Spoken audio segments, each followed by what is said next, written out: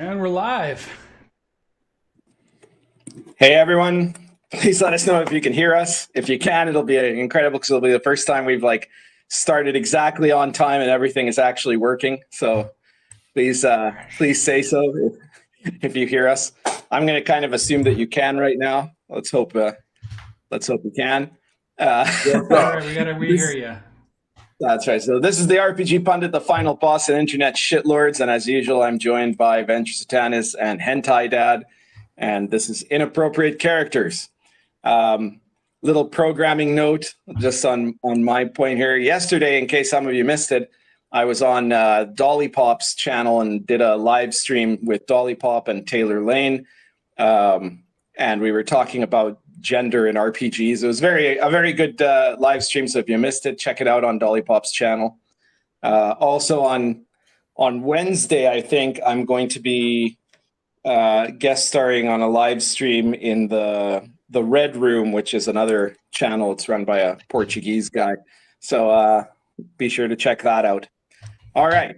So today we're talking about just some of the craziness that's coming out in the world of D&D 5th edition, which just keeps getting more ridiculous. You know, I'm sure some of you have heard by now, if you've seen in my video, for example, about the Strixhaven adventure. I mean, you've heard of Strixhaven, and then you've heard of this adventure where you're in a coffee shop. You know, they've also announced that they're changing basically all of the alignments and the lore in all of the monsters in D&D, because there's no such thing as an evil monster anymore. So, you know, I was thinking, how does the typical Strixhaven setting, 21st century Seattle transported to Renaissance Fairland adventure of 5th edition work now? Like, if you're playing the way that the authors intended, and it would be like, in a traditional, I don't know, you guys later tell me what you think about this, but in a traditional, the most stereotypical start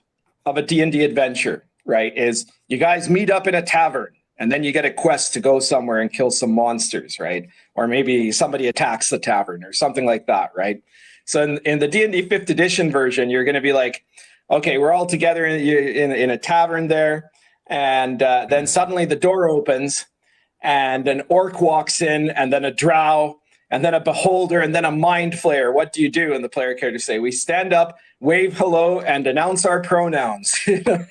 So this is the future of D&D that they want.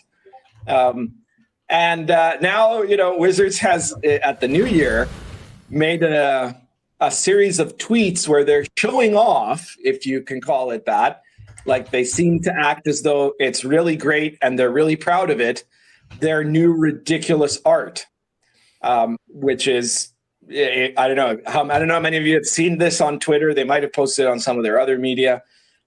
They've gone a whole new direction with the D&D art, and the direction seems to be inclined to being visually awful art.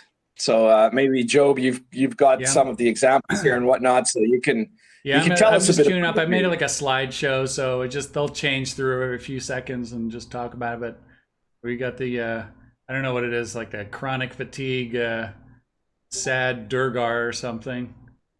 Yeah, well, because Durgar aren't evil anymore, right? So yeah. So this is obviously a Durgar that has, he believes in crystal power, and yet it's not healing his fibromyalgia or something like that. He's sad because he knows how racist he is. This here now is male feminist satyr, obviously. He's showing off that he is an LGBT ally, and then he's trying to figure out how many women he's going to be able to violate. I the don't know what art this thing is, but awful. This looks to me like what's on the other side of the glory hole that they we're talking about. I got the centaur. I don't know what kind of centaur this is, but I told everyone that Job had an obsession with glory holes. They didn't believe me. Now the proof has arrived. Who doesn't? Oh, and this one's the fucking worst, but it's just like so expected, right? Because of course it's a female centaur, but it's the ugliest imaginable centaur you could draw, right? The plainest. Even the centaur isn't allowed to be in any way feminine or or and dressed in full armor, obviously, and trying to show how tough she is while looking as though she's had some kind of a stroke. It's just absurd, like. Oh, we got I can imagine the Centaur got us a new subscriber. Thanks, Johan Fletcher. I can imagine the lead designer saying, "Do not put any makeup on this woman," because feminists, one of the things that they hate is the idea that women can be attractive, right? So they've insisted this in comics for a long time now, where you have to make female superheroes as ugly as possible, because that's somehow inclusive, by just making everything less attractive. Like they're completely against the aesthetic ideal of Western culture. She's missing she needs a streak of color in that hair, though. Yeah, they should have made her with blue hair, obviously. Yeah, this character that's is their only mistake. Oh god. Okay, whoops. Now this guy, I don't know, is like this is very vampire masquerade to me. I think they're going for getting that crowd. Yeah, I think that's meant to be like a drow dandy or something. I'm not sure. Like, what the hell the point of that is. I was just watching an interview with a vampire last night, actually. Don't ask me why. And, they had like little veins on their face too. So I'm guessing this guy's supposed to be a vampire, I guess. Yeah. I guess at least. That's the new edgelord class, Lord Matty has said. Now, what the hell is this thing? When they tweeted this, I was like, what is this even? I don't even know what this is. The new edgelord. Yeah, I have no idea what that is, but whatever it is, what is it? Is it meant to be scary? Is it? I mean, it looks like it's like scary some kind of in the dumbest way possible. An emaciated undead child or something like that. Like their stomach bloated from starvation. Oh no, that's another glory hole monster. I think that's on the Fizban's Glory Hole of Monsters compendium. Okay. Oops. Sorry. I'm a bit behind, I think, on my. Yeah, I'm pausing them because it takes you a second. Now we got this I don't know what it is. I'm still seeing. Okay, now I'm seeing. Yeah, this the fucking jester goblin or something. Because goblins are supposed to be happy and jolly. Right, as a goblin, so it's obviously Jewish, right? Is that what they're saying now on Twitter? Well, I mean, if they think black people are orcs, I'm not surprised if they think that goblins. I mean, like, isn't that what they just accused J.K. Rowling of? That they claimed that the goblins in Harry Potter are meant to be Jewish. Yeah, like it's just it never stops. I'm going with gender fluid goblin. Yeah. Yeah, he's the Grand Marshal of the Pride Parade, the Waterdeep Pride Parade. Oh my god, this was great. This was part of all these art is for the rules expansion gift set, I think. Is that what they're trying to promote? But this one here is does no one have a weapon? Like, nobody fights in D&D anymore. Haven't you gotten Venture? Haven't you gotten the memo that in D&D adventures you're not supposed to have fights anymore? You're just supposed to make special magical friends.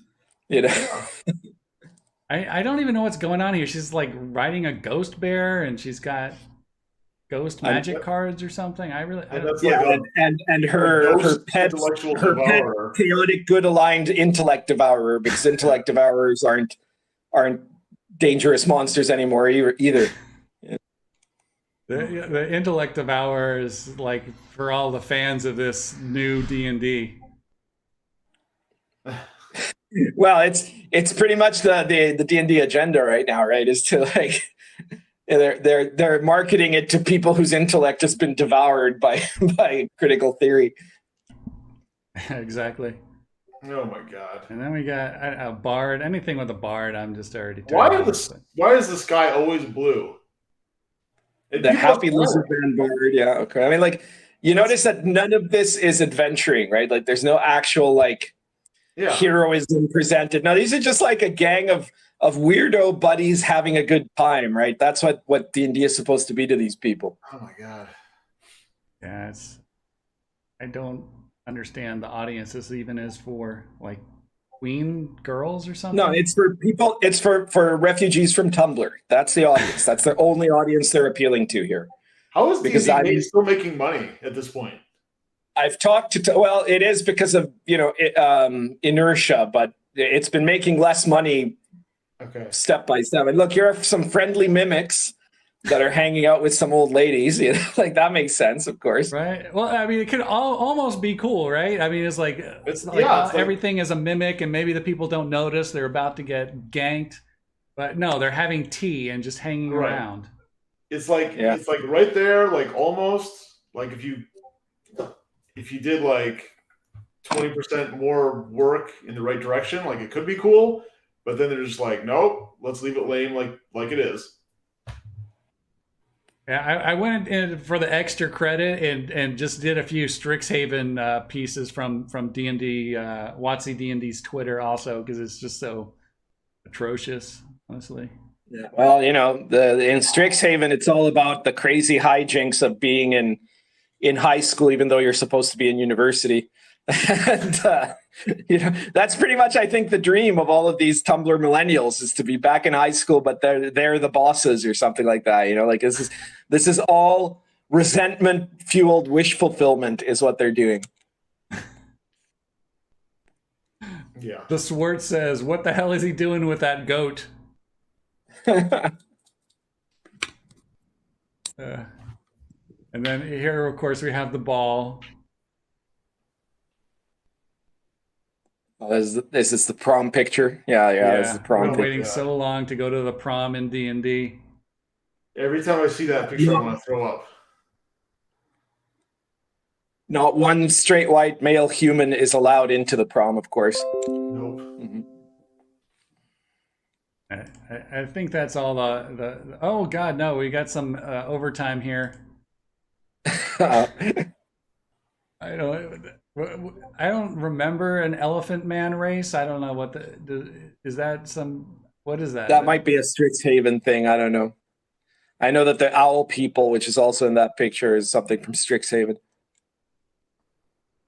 And I don't know. There's very Eberron type of stuff going on here, it looks like to me, but yeah. Man, 10 years from now, when someone says the word Strixhaven, like everybody will just noticeably recoil with cringe. Yeah. It's like, oh my god, how could you bring that up from now? Not like this. It's so bad. It's already starting. Yeah, I mean, but so many people don't see it yet somehow. All right, we're back to the beginning, but I did have this. I don't know if you saw this one.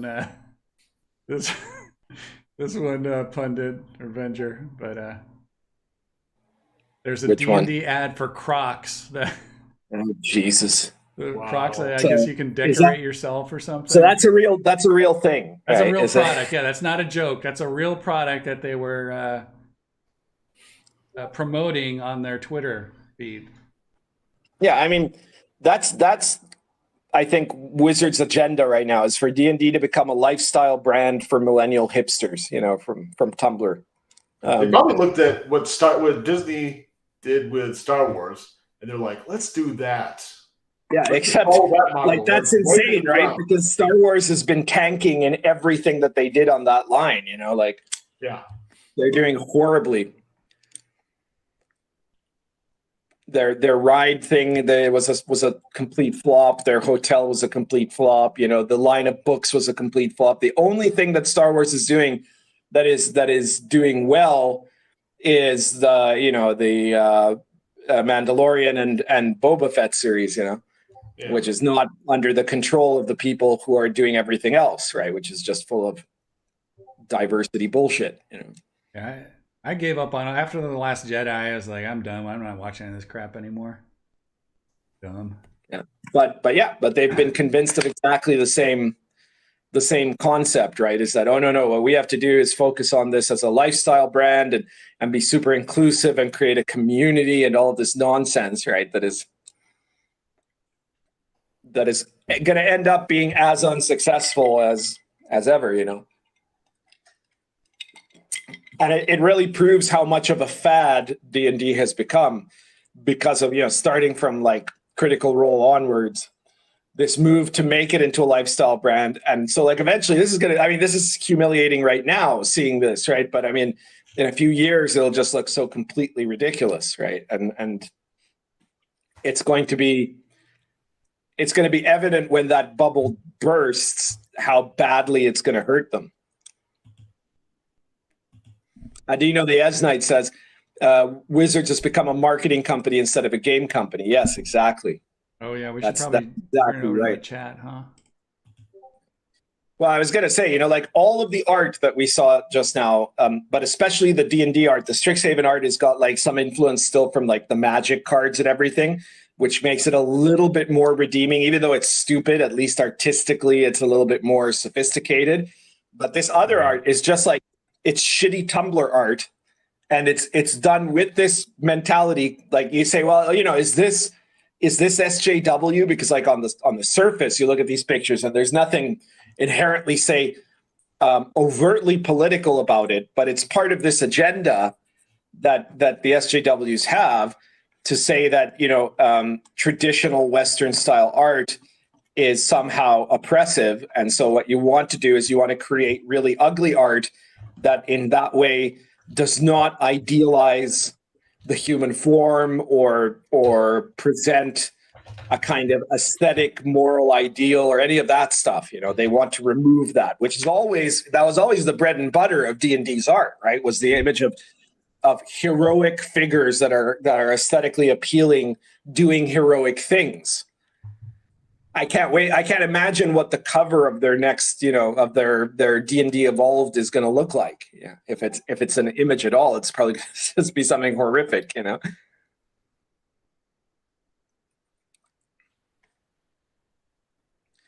Lord Matthias says D&D is going to come full circle. The bubble won't burst, but it just won't be cool anymore. And maybe that'll be a good thing. Yeah, but when it's not cool anymore, the financial bubble of Wizards is going to burst, right? Like that's going to be a bad move. And Tarantula points out correctly that if you look at Google Trends, you can see that D&D has been on a downward trajectory since like June 2019, right? It's a slow trajectory, but it's accelerating, right? Like every last book has done worse than the previous one since I think Volos. From then onwards, it's been steadily dropping, and not in a huge. There hasn't been like this huge cataclysm drop. Maybe it'll happen in the book after Strixhaven, but it's a definite and traceable drop in sales every time. It's the apologists that are delaying everything because they're just like, it's not. I mean, some people are like, it's not that bad, and then some people are like, sometimes the same people are saying, it's great, it's fantastic, I love it, it's the best thing ever. And then you're like, no, it sucks. And they're like, yeah, and then they get in your face and they're like, no, but it's good. And I mean, it's those people that are propping it up. Yeah, but I think, Benjer, that the only place that you're going to see people saying, oh, this art is great, is like from the SJW crowd on Twitter, most of whom would never buy D&D products, right? Right. But the incredible thing is how D&D itself is, you know, how Wizards is presenting it, right? Like they presented it in this way, saying, look at our awesome art. And you could almost tell that they were saying it with this like sneer at everybody that they knew they were going to piss off with this, right? And then they doubled down and tripled down. They kept presenting it in that same way of saying, this art is so much better than anything we've done before, you know, like, and it's like something out of 1984, or, you know, what Solzhenitsyn wrote about with the Soviet Union, right? Like they're openly lying to you. They know they're lying. You know they're lying, and they know that you know they're lying, right? But they keep lying anyways. And the reason is because they're daring you to try to deny the truth of what they're saying, you know? They're daring you to speak out against it so that then they can attack you, you know? Yeah. It's like Shadzar part of says, pronouns and pandering, the new game coming from Wizards of the Coast in 2024. Yeah, totally. It's like they're because that's very, very totalitarian thinking. That's a totalitarian strategy, right? Is that you have to, to prove the total acceptance of the ideology, the regime demands that they will say something absurd, and you have to pretend that absurd thing is true. And so, like they did that in the Soviet system. They did that all the time, right? And same thing with China and so on, right? And so they're doing the same thing here, where they're saying something absurd like, "Oh, this is the best D&D art of all time," and you have to say, "Oh, yeah, it's the best D&D art of all time," right? Or else they get to sick the SJW mob on you. Yeah, Lord Mattias says, the new art is so sad. For real, maybe it's just nostalgia, but the art from back in the day was so evocative and inspiring. When I look at the art that we had on here, that doesn't make me want to run a game at all. Like, usually you see the art and you're like, oh, I got an idea for something, or that would be cool. I want to, make my own spin on this. But all that art, I'm just like, what is this? No, nothing I'm interested in. The shittiest, blandest thing they could have made. Right. Hey, Dolly Pop, see you're on there. How's it going? We had a good live stream yesterday.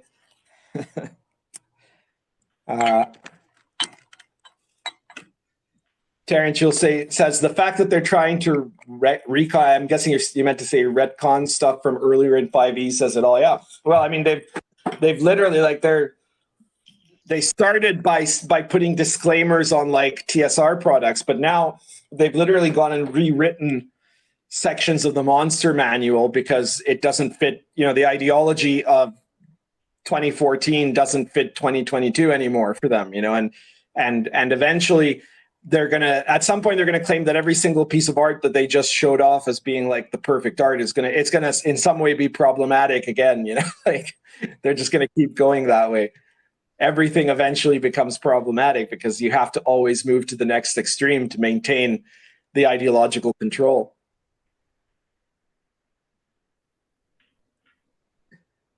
Dolly Pop says, "You will love my art." Do we have an understanding? Yeah, exactly.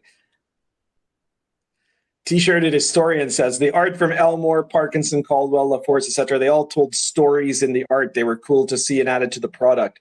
Stuff today is corporate and cold like modern buildings." Yeah, well, in a way, like this sort of intentionally ugly art is very tied to like architectural, in architecture to brutalism, right? It's meant to be big, ugly, and oppressive, right? In a way that it reminds you that they're in power and you have to obey,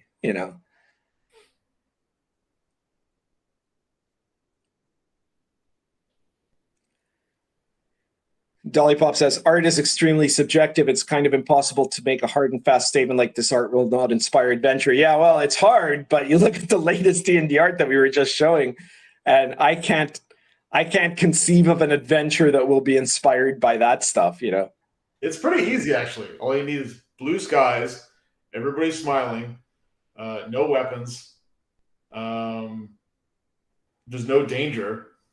Pathetic looking monsters. Yeah. And so therefore there's no heroism.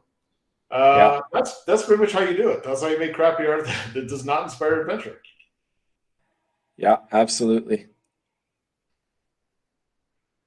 I think Rob Couture says the next wave of art will be inspired by humans of flat design. Well, I think that what you're likely to see is that the art will become increasingly childlike and cartoonish. While also being ugly. Like I'm waiting for them to like adopt CalArts style. That's where they're going with this, I think.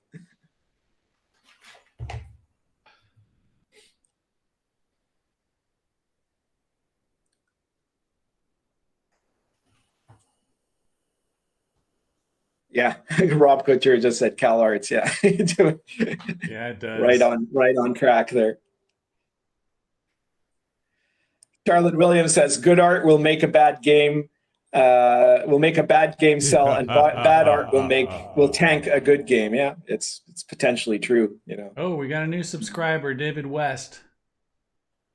Hooah! Thank you. Great. Oh man, Oh, and nice. one of my buddies, Alex Mayo, made a comment. Watsy's art direction is terrible and wholly masturbatory, like a punk band with really shitty influences. Yes. Well, it's like one of those, punk bands invented by a recording company. Like it's a prefab punk band. Like they're acting as though they're real renegades, but they're actually completely conventional and part of the establishment. Yeah, Alex Mayo is really awesome. He does a lot of the layout for Lamentations and some art, and he did the layout for the Book of Antitheses and the cartography. So awesome.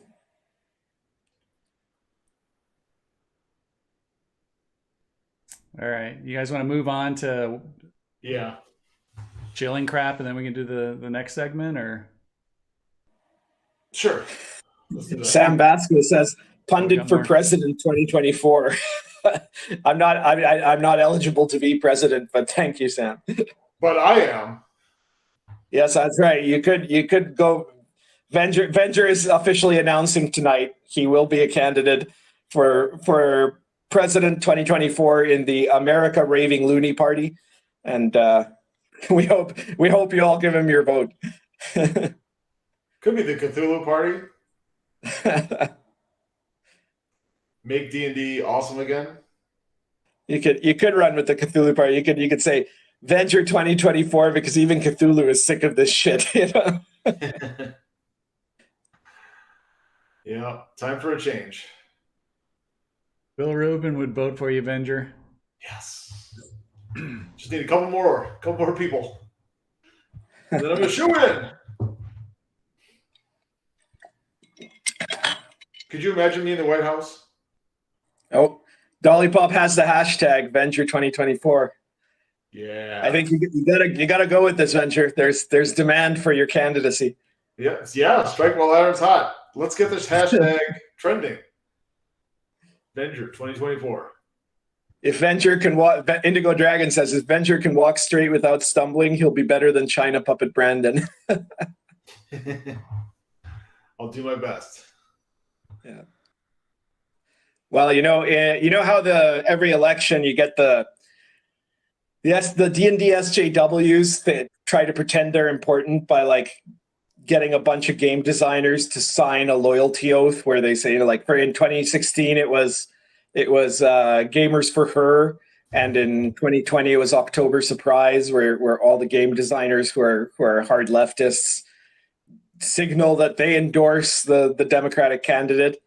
I think that we're going to have to do something like that for the Republican candidate, but I think what we should call it is Let's Go Brandon Tabletop, because that'll also be shortened to LGBT. That'll drive everyone nuts,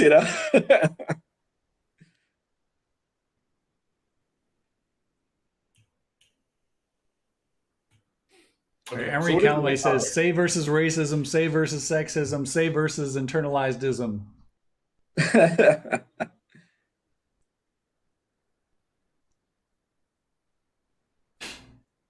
Billy Rubin says, let's go Bittman. All right, well, maybe we could have a joint ticket there, I could never run for office, man. I would be compromised in 30 seconds. The NSA would be like, yeah, we own you. You got to do whatever we say.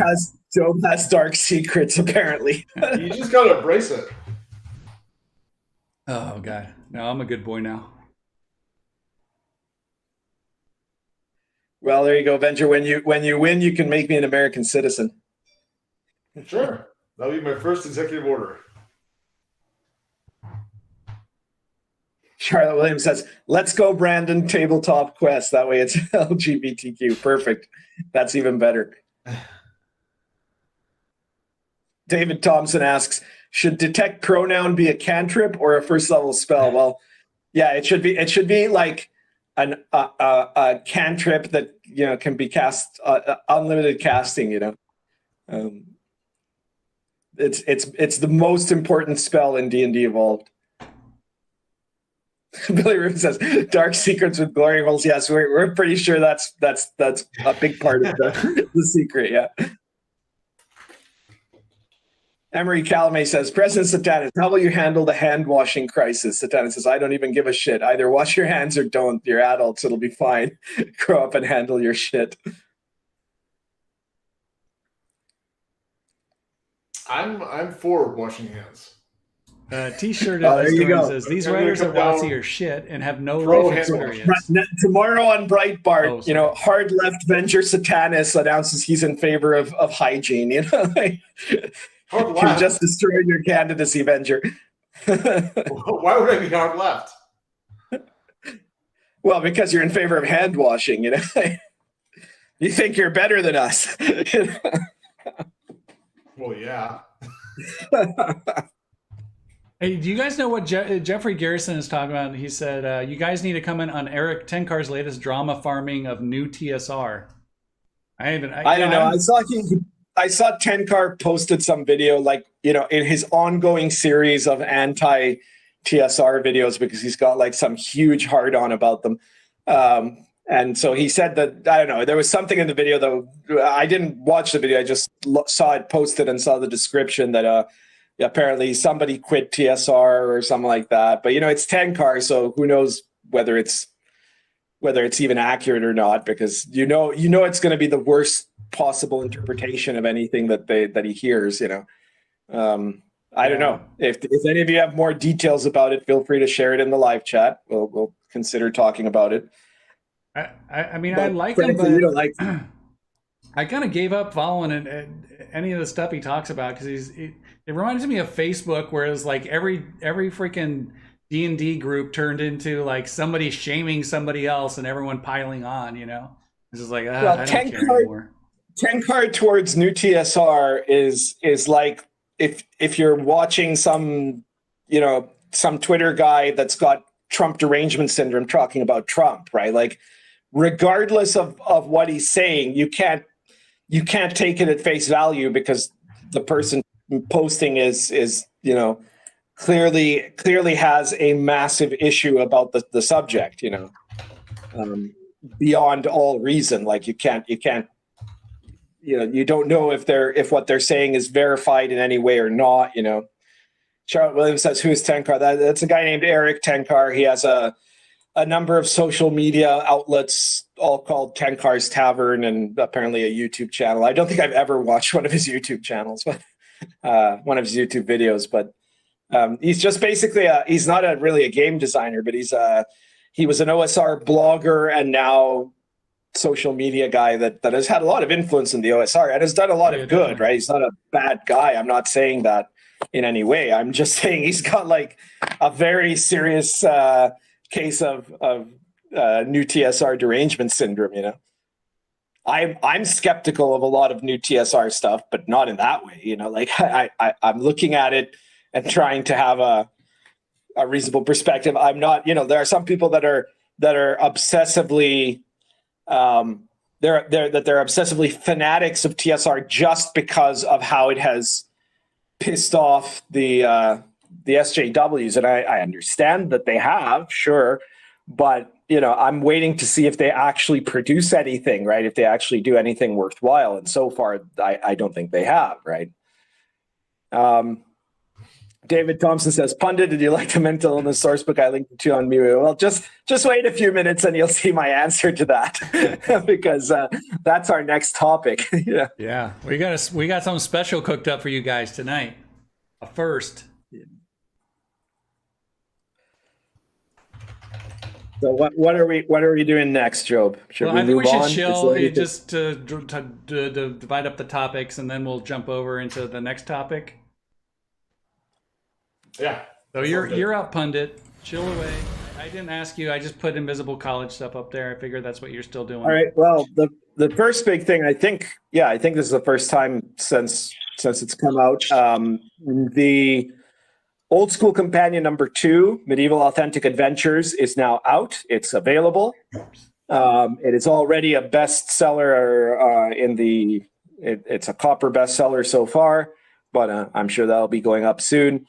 When it came out, it got to #1 on the OSR hot titles list and in the top 10 of the overall hot titles list. So it's doing really well. It's 26 adventures, 320 pages, and there's a wide variety of adventures in there that range from low-level adventures, high-level adventures, stuff that's investigative, overland adventuring, city-based adventuring, dungeon crawls, but all of them are based on medieval history, folklore, myth, etc. It's usable for any OSR system or any D&D based system, really. But of course, it's especially useful for people who like Lion and Dragon. But you can use them with anything else, right? You just have to switch a few names if you don't want to. If you don't have a city called London in your setting, you can just make it whatever the capital is of your set, and so on and so forth, right? This is, I think, a really great, the next great old school companion product. And unless you've bought every single one of my old school, my RPG Pundit Presents Medieval Authentic Adventures, you're going to find stuff here that you're going to find useful. And even if you have bought them all, now you can get it in print. It's available in softcover plus PDF for $34.95, or just the PDF for $14.95 on Drive-Thru RPG. Meanwhile, the Invisible College is obviously still going strong. It's only been out for a few months now, but it's doing very well. Silver bestseller, and you can pick that up from either Amazon or Drive-Thru. It's a 432-page modern occult conspiracy OSR game that you play magicians who are fighting other magicians in a war of secret societies to determine the evolution of humanity. It's been doing really well. A lot of people have spoken really well about the type of adventures they're having. Plus, of course, all the magic stuff and everything that you can use for other OSR products. It's all compatible, obviously. And so check those out. Check out World of the Last Sun and all my other products. You guys know where to get them. So be sure to check all those out. Before I finish, I'm gonna check a couple of comments here that are related to me. Kevin DeJordy says, Pundit, as an RPG busybody that never makes anything, you sure make a lot of stuff that also still sells on platforms that seem to dislike you in social media. Yeah, well, my products are really good products, and they keep doing really, really well, and I'm making a living off them, so that's something. Kevin DeJordy also asks, are any of you guys on Getter? Yeah, I've been on Getter since forever, and it didn't have a lot of activity until the whole Joe Rogan and Marjorie Taylor Greene thing, when they both jumped together at one time. And now there's a whole bunch of people. All of a sudden, a whole bunch of gamers are coming on together, and there's finally some activity going on in the OSR hashtag and the D&D hashtag. So get on Getter. I'm Casimir Urbanski there, same as my Twitter handle. So check it out. Rob Couture says, Invisible College is a hefty tome, good stuff. Billy Rubin says, I'm thinking about having a Hammer horror campaign with Lion and Dragon. Yeah, that would be great. I mean, in Dark Albion, there's even information on Dracula. So I think you can totally do that. You could do Hammer horror, in the really classic style, or Hammer horror medieval version, And the Ensight says, I'm looking forward to Pundit's Silk Road Crusade campaign. That's got me excited. Yeah, it's going to be called Sword and Caravan. It's being worked on right now. Mad Scribe Games is doing the publishing, and it'll come out sometime in the first half of this year. I can't say exactly when, but it's going to be a great book. And Charlotte Williams says, Pundit makes good stuff on Drive-Thru and his YouTube channel. Thank you very much. I guess that's it for me. Go on. I don't know which of the two of you is next, but Avenger. There we go. Cool. I'll start with VentureCon, I guess. Is that what's up? Okay. VentureCon. I'm organizing my own gaming convention, and it's going to focus on old school OSR and traditional role-playing games. It's limited to 100 attendees. It's in Madison, Wisconsin this July. And as more people sign up, I'm starting to create like a scheduling board for all the games that will be there. So if you want to run something, let me know. If you want to get a ticket, cool. There was a little bit of drama because recently this guy from the Rainbow OSR Facebook group decided to, I don't know, rat me out on my website that is linked to on the tabletop events platform. And apparently with their terms of service or code of conduct, you can't have anything sexually explicit, and you can't have anything that's possibly offensive or something. So I don't know. They threw that at me, and then the guy got discovered. So someone came to me and was like, "Hey, I got a screenshot of this guy." Telling all his Rainbow OSR friends that, hey, Venger basically sucks, and I'm in Madison, Wisconsin, or near it, and I'm going to try to ruin his convention or whatever by telling tabletop events that my website has, or my blog has, inappropriate things on it. So the worst that's going to happen is I'm going to take down the link to my website, to my blog. That's all I have to do, and then I'm in compliance, and it's fine. So it's annoying. So you talked to the convention people already? Yeah. I talked to right away when they emailed me to say like, hey, they give you a deadline. Like you have to take your website or your link off the listing for VentureCon by like Monday at 5 p.m. or something like that. And so I emailed them right away. I'm like, what's like where? Like what content or whatever? And then like an hour later, I found out who did it. And so I sent them the screenshot. And I also put that screenshot of the guy from the OSR group on the blog post where I was talking about it. And then Tabletop Events emailed me back, and they cited the Facebook screenshot as evidence that that I'm breaking the rule because you can't have people's identity and like shown on a blog. I don't know. It was just so stupid. But they use that as evidence that like, oh yeah, your blog is too out there, too offensive, so you can't link to it. I'm like, whatever. I just throw up my hands like, okay. So yeah, we'll use the link to my blog. Anyway, last thing is Schultz, Chartreuse Shadows. The PDF should be ready by the end of February. So before March, the PDF should be out and available on Drive Through RPG. And then the hardcovers, Tentacles Cross, will be in my hands by July. So I'll have them ready for VentureCon. Awesome. Yeah. Sweet. Am I up? All right. Yeah. My wife just brought me some food, so I think this episode is going to turn into a mukbang. Sorry, guys. All right, so I got big news. I got a web store now. I made a web store. Yeah. So you can order my zines and crap and bone divination kits that go along with the Book of Antitheses if you're so inclined.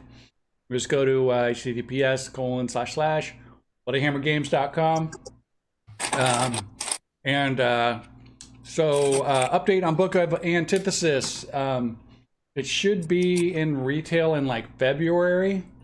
So it's not sure exactly when, but it's in transit right now. But I did find out that Noble Knight Games had ordered a bunch of copies directly from James.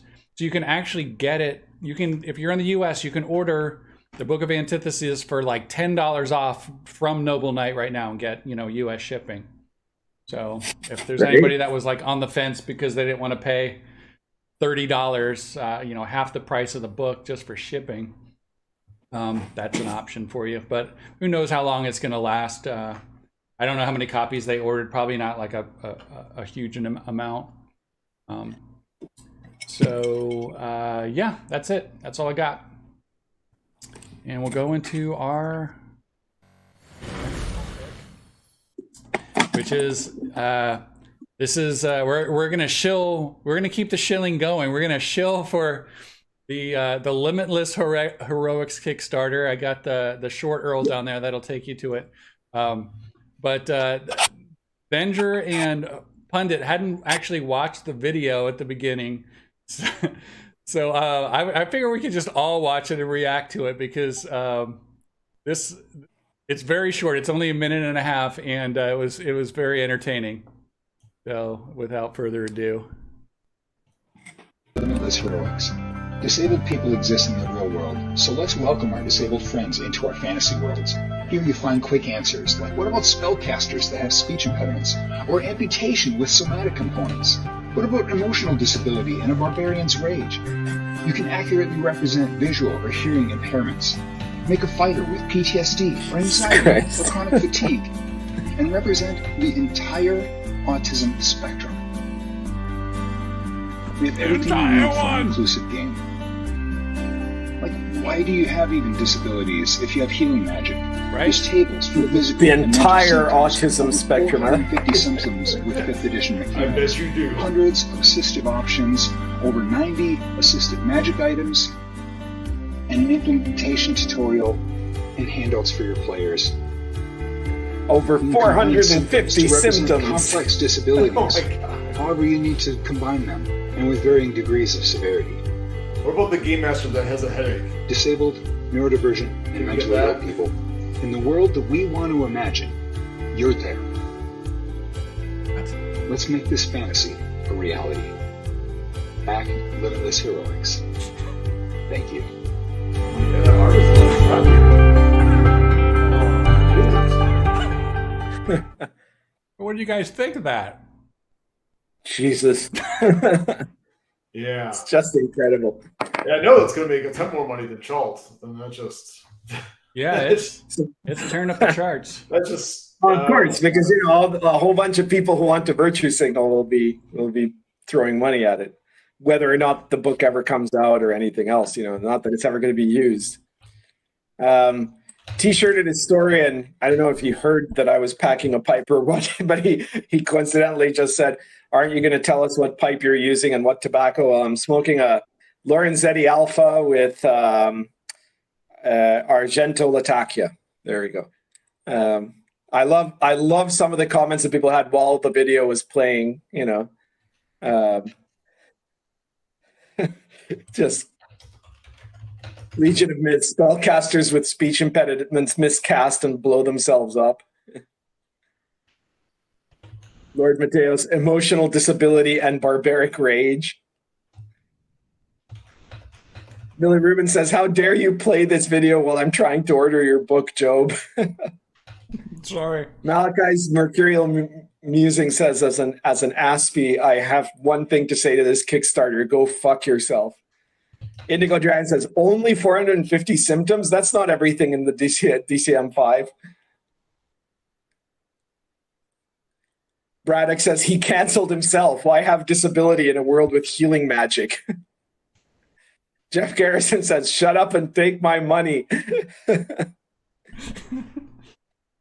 Seafire says, because we need more mentally ill people in our games. Yes.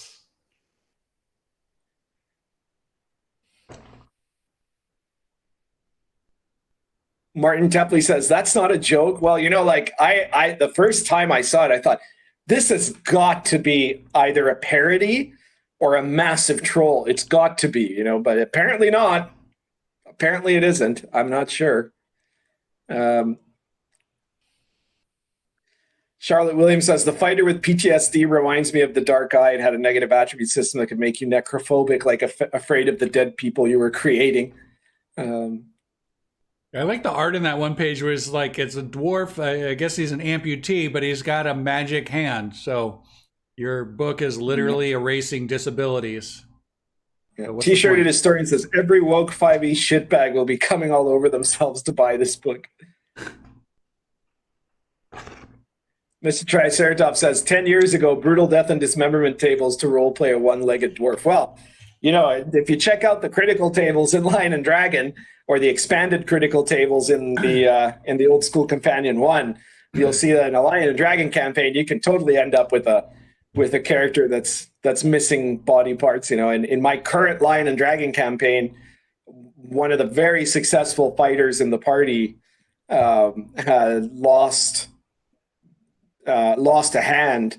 And of course, this being medieval authentic, he couldn't get some just magical hand to replace it or something. So what he's got is like this kind of glove that latches onto, like, so it's a shield hand, right? So it latches onto his shield hand in combat, and that's it, you know. But he just has to deal with it, you know. But it made for like really good role playing, right? Like, I mean, obviously, disabilities in theory could make for really good role playing. It's just this is not what that's about. You know, what these guys are doing here is not what that's about. You know. All right, which one of you shitbirds is backing this? I'm watching the numbers go up while we're here. They're up to 891 backers, $34,842. Well, here we go. Some of the people watching this chat are apparently immediately backing. You know what I'm figuring? There's supposedly 54 people watching now. There aren't 54 people commenting, and I'm pretty sure that any episode of ours, just like, you know, the Dolly Pop got great views in the video we did yesterday about gender and role play. I mean, you know, a significant number of the people watching are probably SJWs watching to see what thing they're going to get outraged about, you know. And man, they were outraged yesterday after yesterday's thing, and they're probably going to be outraged at this. For the record, this isn't making fun of people with disabilities. This is making fun of a product that is clearly meant to be ridiculous virtue signal pandering that insults a lot of people that have genuine disabilities, you know. And well, I don't know. What do you guys have? Do the two of you have any comments you want to make about this before I give mine? It's like blackface for people with disabilities. Yeah, absolutely. I agree with that. That's a really clever statement there. I did want to point out one thing. When I watched the video, or before you guys, before the show and downloaded it, I wrote down all of the disabilities that they had in their on little cards that fly up. So I didn't read the whole things. I just read the headlines. But these were their disabilities, by the way: attention deficit, paralysis and numbness, fatigue, intrusive thoughts, stiff neck and back, and vertigo.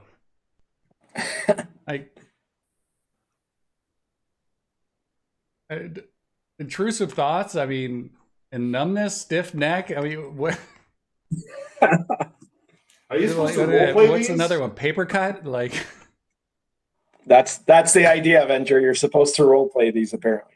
Do they have mechanical disadvantages too? Well, I was trying to read some of the little descriptions there in the video, but I mean, it looks like they kind of do, but then I'm guessing from what it says also in the description, it's got a bunch of things that are meant to counteract those disabilities.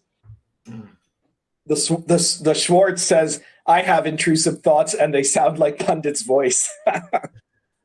Well, the world would be a better place if everyone just had like a little voice in the back of their heads that sounded like the RPG Pundit, you know, telling you what to do. That's like two disabilities combined.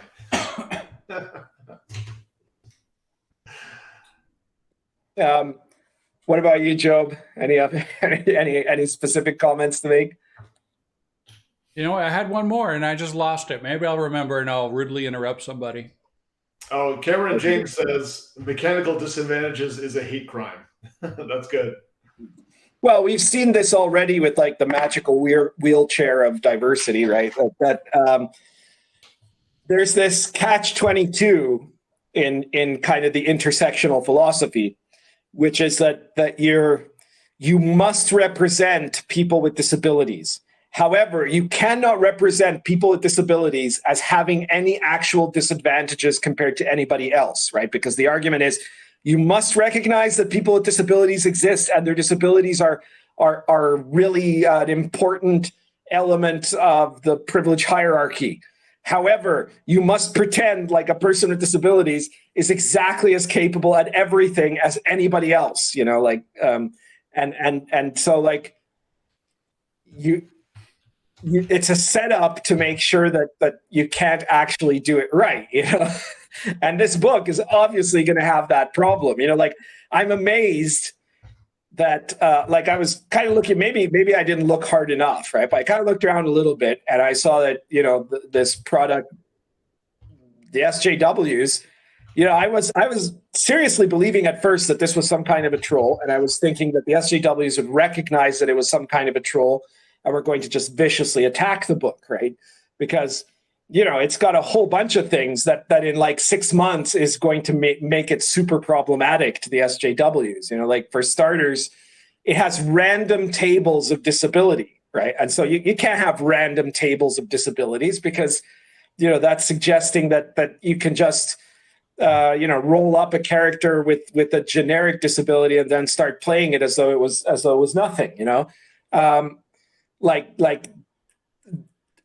the idea, you know, an SJW would totally agree with the idea that, oh, a disabled person should and perhaps must play a disabled character, and then that character has to be super competent, and everybody else has to accommodate this, both for the player in the game and for the character in the setting. But I don't think that they're going to be in agreement with the idea of, you know, oh, this is, you know, like any able-bodied cis straight white male could roll up a character with a disability and play it as though they were just, you know, rolling up a background, you know, like that's, how is that not problematic to them, you know? And then, right, you know, the fact that that catch-22 that exists, right? They've described disabilities as having disadvantages. So that's problematic. But then they negate all those disadvantages with magic items and spells and stuff. And that's also problematic, right? So like, how is this product not going to end up being on the list of forbidden books in a very short time, you know?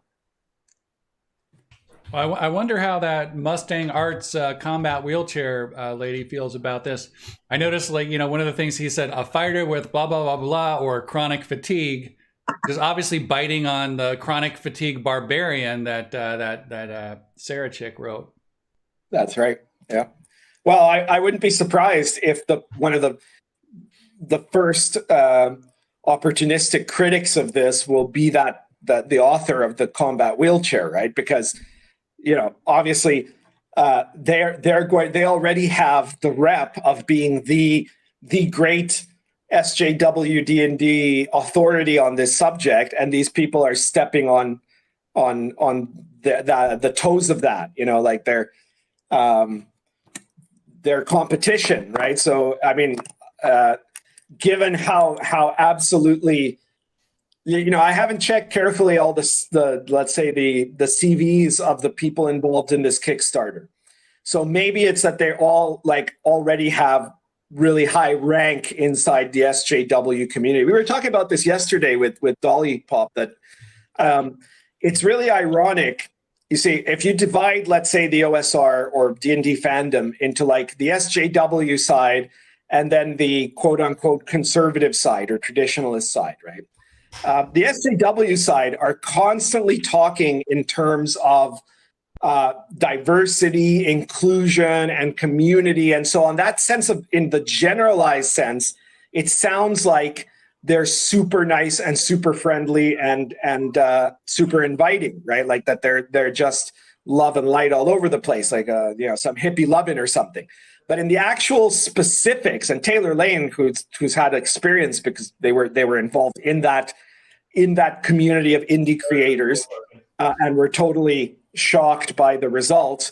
In specifics rather than generalities, they have this brutal pecking order, right, of this tiny cabal of people that are at the top and that have like the necessary SJW cred, that everybody has to recognize them as the unquestionable authorities. and then they have this very strict order of punching down at everybody else in that structure, so that everybody else has to like kowtow to them and kind of beg in this patronage system of like hopefully saying the right things and kissing the right boots so that they too will be able to rise up in rank. I think Venger's going away. Are you leaving us, Venger? Yeah, I gotta go. All right. We'll see you later, Venger. Yeah. Good show, Remember, guys, support us on Patreon if you want Venger to get to stay longer. Yes, and thank you for everybody for watching. And you keep saying that, but maybe that's why no one's backing our Patreon. Yeah. Oh yeah. They don't want Venger to stay longer. They have this pyramid scheme of a structure where there's like clear people with greater authority than others, and this is totally different than the, let's say, conservative or inglorious OSR, as I like to call it, where in vague generalities we can sound like assholes, right? Like they accuse us of being gatekeepers stuff, where we're usually saying we're almost trying to be offensive on the level of generalities, but on the level of the personal, people to people, first of all, we have no hierarchy, right? Like some of us might be a little bit more famous than others, but nobody is like the unquestioned boss that can make or break you, right? Like it's not about new creators don't have to like kowtow to the people that are already high up, right? To be able to produce stuff. It's just everybody, the way that the real OSR developed was a bunch of people that were supporting cool stuff that they saw other people do. So it became a level system where all that matters is, can you make good stuff or not? And if you make good stuff, all of the other OSR guys are going to say good stuff about you and are going to support you. We might argue about other shit, but not when it comes to like product, right?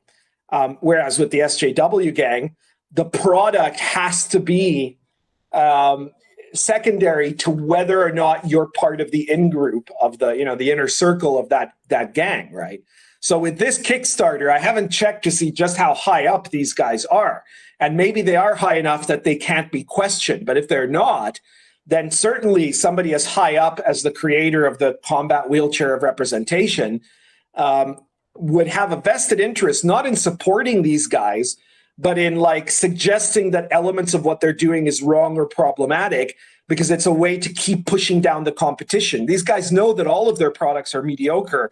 So you have to make sure that anything that could compete with your product has to be pushed down and declared unacceptable in some way, so that you can keep competing.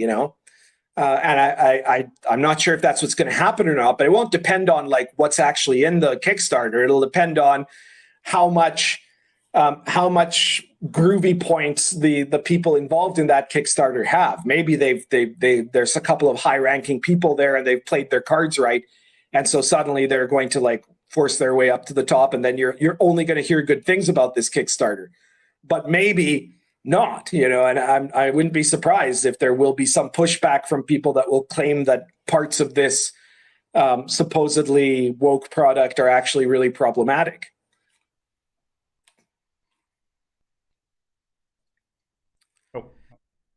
Anyways, let's see what people are saying, I guess. Mr. Triceratops says, not the first time we see this with social justice grifters shoot down similar products that compete. Yeah, I mean, that's a whole part of the way that their so-called community works, right?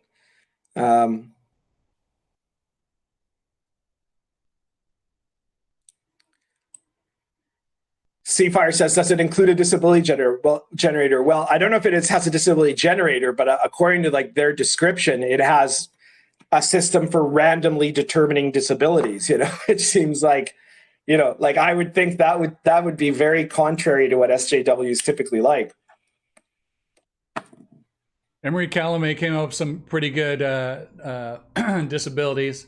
He's got oral fixation and, or I don't know what your pronouns are. And obsessive compulsive oral fixation, carrot in ear syndrome. Sounds like a female name. I don't know. David West says the SJW OSR is structured like Scientology. Yeah, absolutely.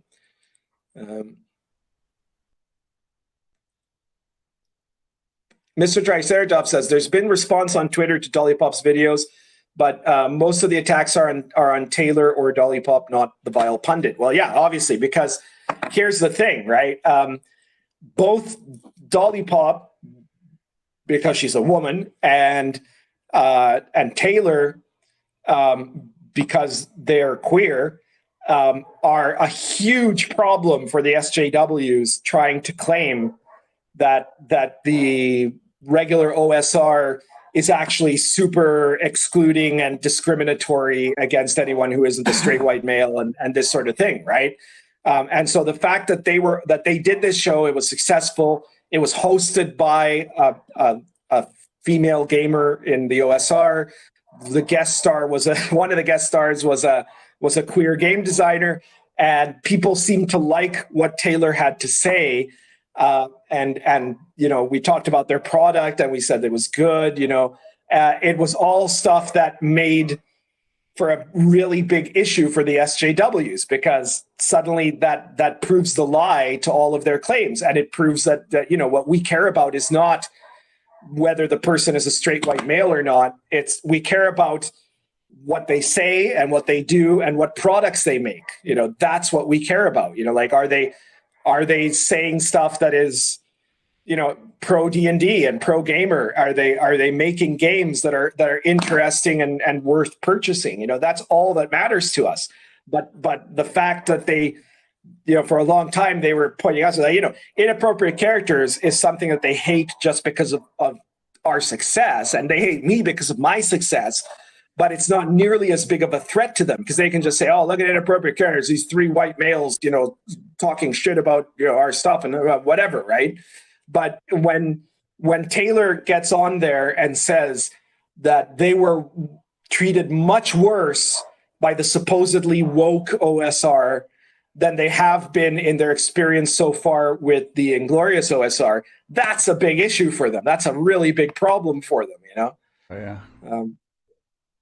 They are not happy at all about that. So yeah, I'm not surprised that they're attacking Chelsea and Taylor and not me, because, you know, they're going for what is actually a bigger threat to them. I saw one guy post something like, what did he say? Oh, it's unforgivable that that someone like Taylor gave RPG Pundit a platform. That's, you know, that's a little backwards. You know, I kind of helped give Taylor a platform to the OSR, which was not something that was, you know, yeah, I'm not saying that Taylor owes me or nothing, but what I am saying is I liked what Taylor was doing, and I liked the fact, you know, when I first interacted with Taylor a few months ago, I liked that they were actually speaking reasonably about D&D, and that even though we clearly are very different people and probably have very different politics, we could have a conversation, right? And so I wanted other people in the OSR to find out about, you know, the work, the game that Taylor put out and stuff like that, and that's great, right? but I don't think I was the one that was given a platform there. What they're really pissed off about is that I gave Taylor a platform to the real OSR, you know. That makes me think of something. I found this. Yes. I found this new channel, Pundit. Well, it's not new at all, but I've been talking to this guy. Have you heard of Neckbeardia? It's like Neckbeardia Reborn. Nope, not familiar. I'll be curious if anybody knows about him in the channel. So they do like, they're like Zoomers, I think. They've got like a Zoomer crowd, and they got like a lot of Wojak memes, and they do a lot of like, they read 4chan stuff about gaming, like stories. Oh yeah, Timothy DeBoer is familiar with it, but they're pretty big channel too. And so I was kind of chatting with the guy recently, and but I was talking. We were like DMing on Twitter, and but one thing I was saying to him, is like, somehow like the Zoomers and like the OSR people need to kind of like, there needs to be some kind of bridge to bring them together, because they're kind of talking about the same things, just in different ways, you know? Yeah, they need to team up for sure. Maybe we should see if we can get one of those guys on our show. Yeah, I'm working on it. I'm gonna try to get him to come on.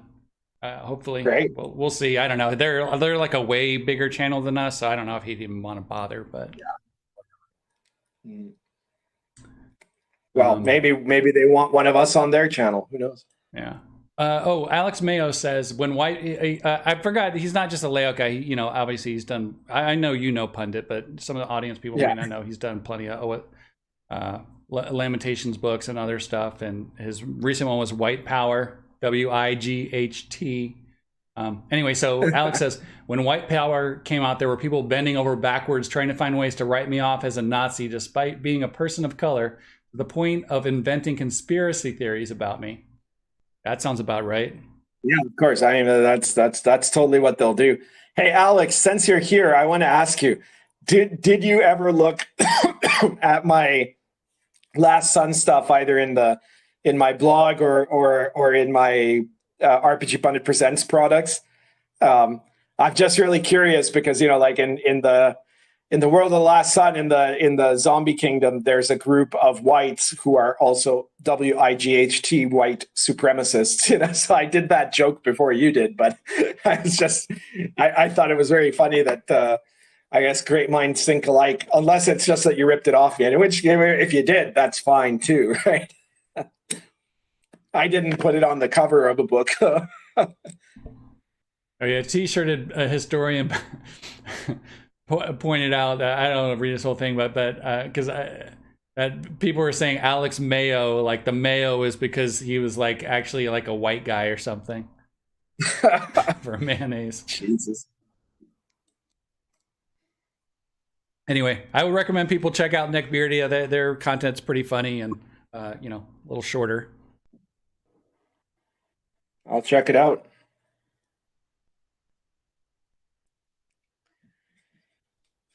We'll see how it goes. Jeffrey Garrison says Alex Mayo did nothing wrong. Well, I'm going to end up reviewing White Power at some point here. I've got like 8 books of Lamentations to review. I don't know what order I'm going to do it in yet, but sooner or later I'll put out the review on my channel. We'll see what I think about it. Whether it's an actually good adventure or just a punchline, we'll see. The Neckbeardia guy said he might. I'm not sure if it's on his channel or on a different podcast he's doing, but he might do a review of Book of Antitheses too. So we'll see. Seafire 2100 asks, "What's Chungus and Meatball up to?" Well, I think they're probably outside right now. Yesterday there was some really big storms here, and so they couldn't go outside, and I think they're outside right now. I don't see them anyway. It was really funny actually. Yesterday it was like, you know, once in a while here we have like these monsoon type storms. Like storms are like the wind and the water is, and there's thunder and everything, and it's so intense that it looks like the rain is going sideways or upside down or whatever. Like and so, you know, I had a window open that has a little tiny ledge like where you could put like potted plants and stuff.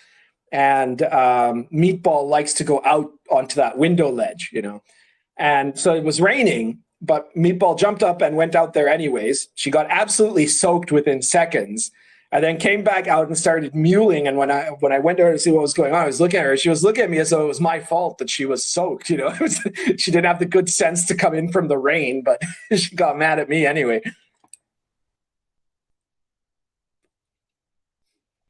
Anyway, Judd Goswick asks, what's the latest on Brutal Blades?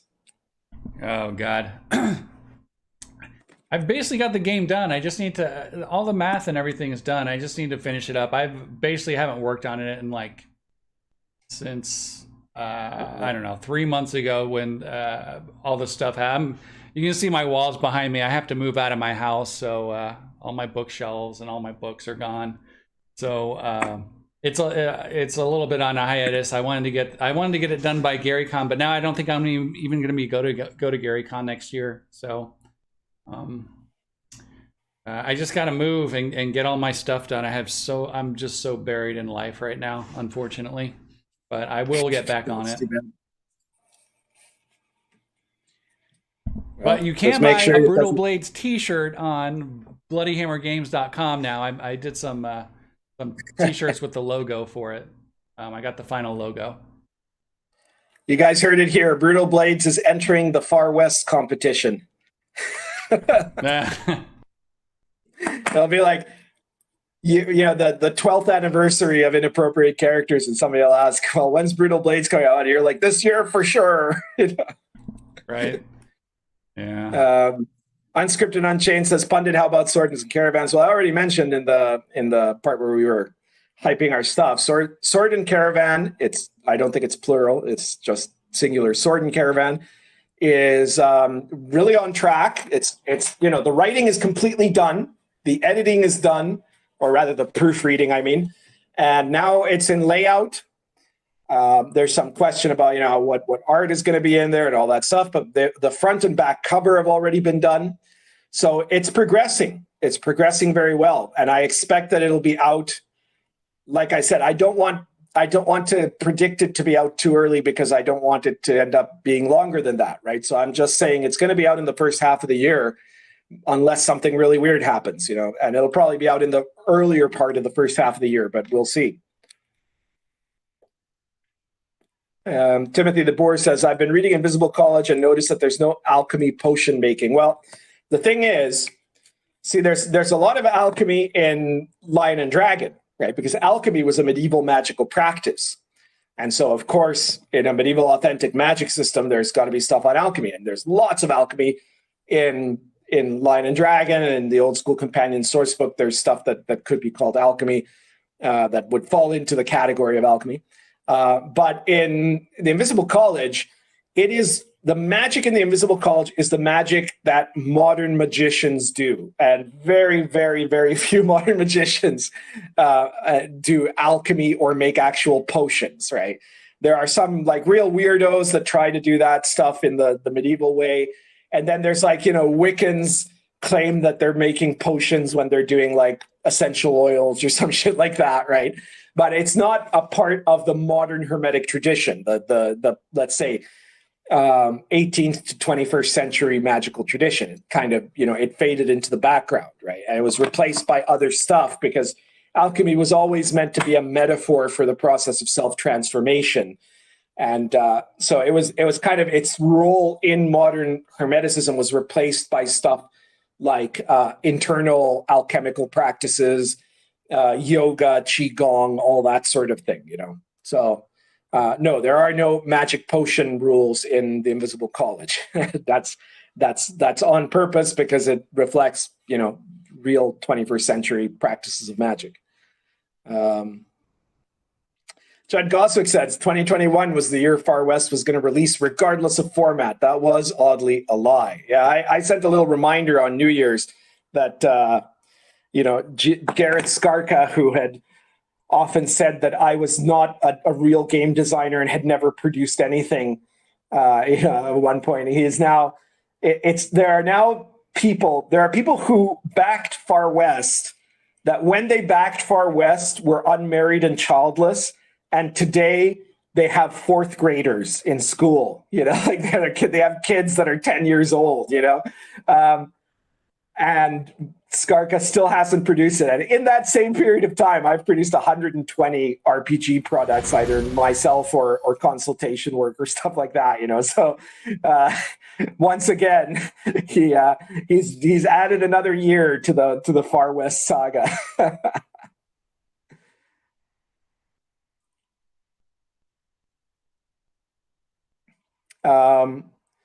Rob Couture says to Timothy DeBoer, you could probably borrow alchemy from Lion and Dragon if you have it. Yeah, of course. I mean, like, if you want to play someone who's like one of these unusual magicians that's trying to do real medieval alchemy in a campaign of the Invisible College, you could look at the rules in Lion and Dragon and use those, right? The magic system is basically the same, with the slight exception that instead of a level bonus to casting rolls, you use an attainment bonus in Invisible College. But you just have to. But the actual DCs would stay the same. Everything else would stay the same. You know.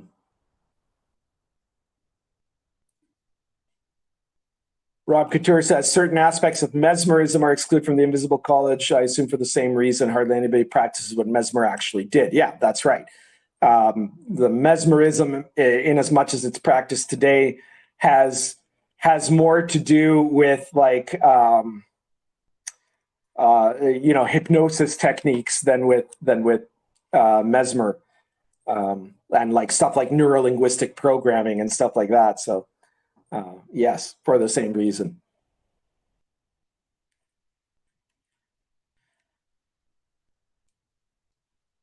I like people explaining to someone who didn't know what Far West was supposed to be. Far West is basically the second funniest joke in the world of RPG, promised books. The funniest joke being Skarka himself.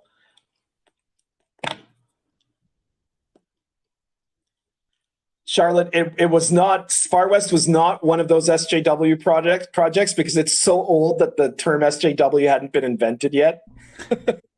Who was that guy that did that one? Far West? Yeah. Gareth Michael Skarka. Oh, okay. He is a left-wing guy, obviously. But yeah, GMS or whatever. Yeah, I remember that guy. All right. So, any other things to talk about, Job?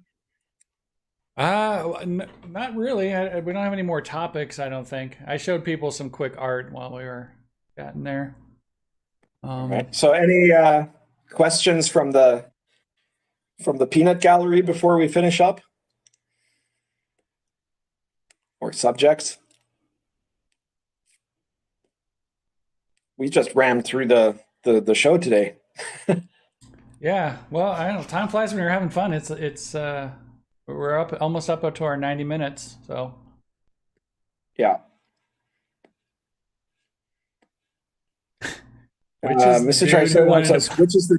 Oh, yeah, sorry, I don't know ahead. who wanted to punch Tank. Does anyone know who wanted to punch Tenkar in the throat?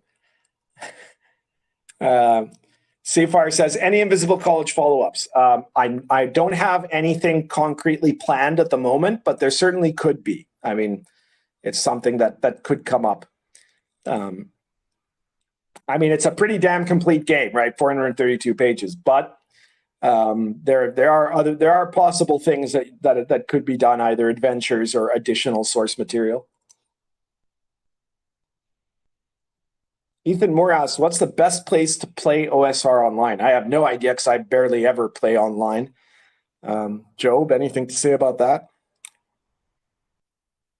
What's the best to play online? The best place to play OSR online. Oh. I don't know. I mean, I would go to like some online convention and just look for old games. Maybe. I mean, when I run it, I mean, for the virtual tabletop, I use Foundry VTT. I don't know if anyone's familiar with that, but it's a pretty good one. You just pay like, it was like 40 or 50 bucks one time, and then you have it forever. So. Jeffrey Garrison says, Tenkar doesn't have a neck. You can't punch it. Oh, no.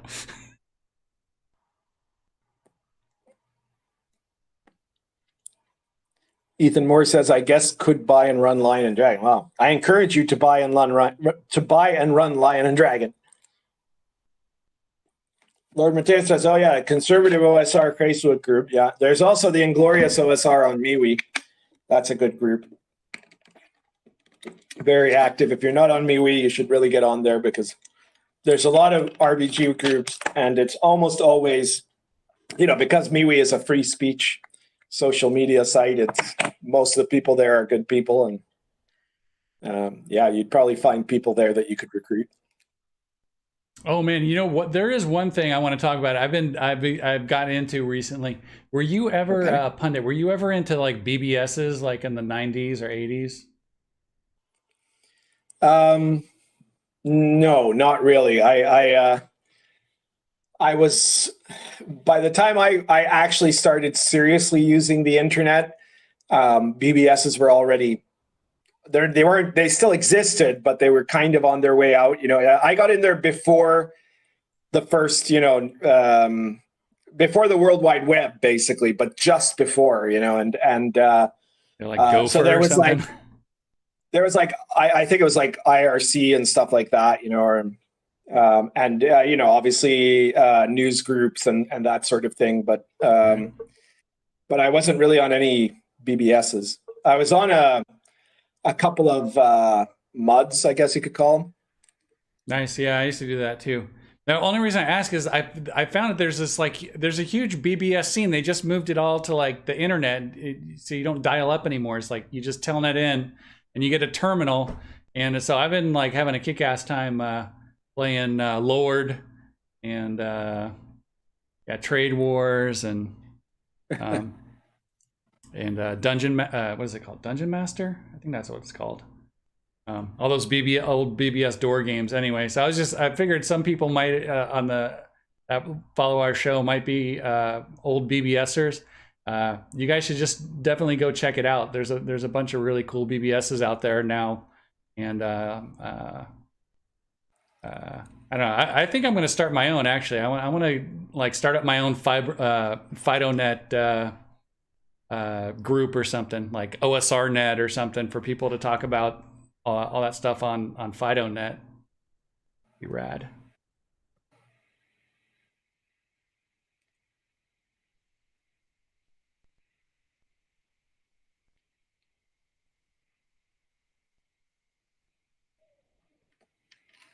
Yeah, I was on the.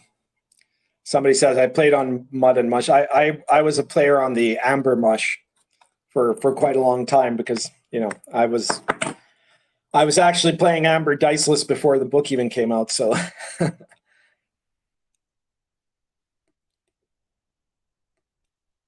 Yeah, I don't remember. I was on some.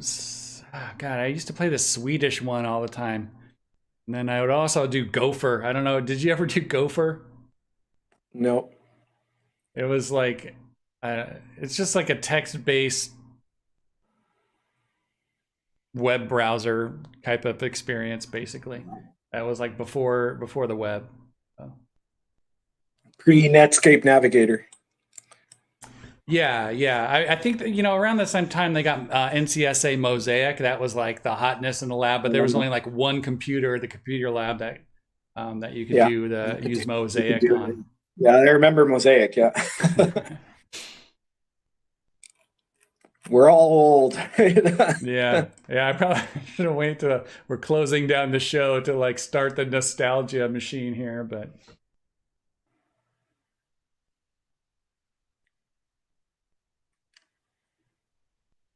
So, you got anything else to throw in there, Pundit? I think I know. T-shirt historian says, let's start the old arguments again. Session 0, yes or no. Fudging dice rolls, yes or no. Fudging dice rolls, no. Session 0. The only thing that's a viable session 0 is if you need a session to make characters and give a basic tutorial about the game. That's it. That's the only thing you're allowed to do in a session 0. Yeah, I never liked session 0. I always just thought it was ridiculous. I mean, I guess level 0 and DCC maybe is sort of like, not really. I don't know. You're actually playing the game, so. Yeah, no, it's not nothing. Yeah, I mean, session 0 nowadays means that everybody gets together and talks about what they want the campaign to be, and you know what subjects are not allowed and all that bullshit. So no. Yeah, honestly, whenever someone was like, "Oh, session 0, we're gonna play this game," blah blah, that's like the flag to not show up for the game. Like, oh, something came up. Sorry, I can't play in this game. Yeah. Jeffrey Garrison says, Traveler session 0, total party kill before the game starts. Yeah. Good old classic Traveler. All right. Well, I guess we should call it a night. We are coming back on, what would that be? The 12th of February? No, the 13th of February. 13th of February. Oh, sorry. 13th, yeah. Unless that gets, for some reason, pushed over because of Valentine's Day. I don't know if you or Avenger can't do it because it's Valentine's. Well, I think probably do it. I mean, it's the day before Valentine's Day. Yeah. So Venger permitting, we will do it on the 13th of February. Right. We'll have our special Valentine's Day special. Yeah, the Valentine's Day special. There we go. That's perfect. All right. Well, thanks All right, everybody for guys. showing up. Thank you so much, everybody, for listening. Subscribe if you haven't subscribed. Like the video. Share the video anywhere you think it'll piss people off. And don't forget to check out my YouTube channel and all of my various products. Check out Venger stuff too. And well, Job's up surprisingly empty web store for the moment, but his RPG web store that is remarkably clean of any presence of RPGs. But Well, I got my zine on there, so I don't know. But yeah, I'm building a lifestyle brand. Okay, Pundit. yeah, that sounds like it. Yeah, you got the T-shirts and the divination toys and all that stuff. Yeah. I'm making some custom Crocs, so they'll be up there next week. Yeah, that's right. You got to do that. You got to start competing with Wizards of the Coast on lifestyle branding. All right, guys. So we'll talk to you soon, and see you next time. All right, thanks everybody for showing up. See you guys next month.